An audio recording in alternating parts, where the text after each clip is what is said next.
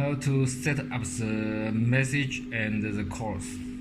At first, we press the settings and password. Enter setup success. And the notifications.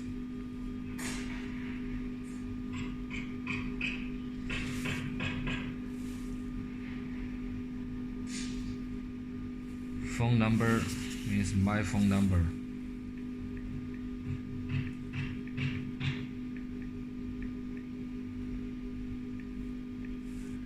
And press plus.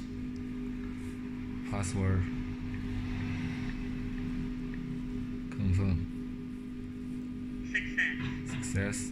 And if you have the other number, you can add as above. Here is the SIM card number. Means the SIM card number. Yeah.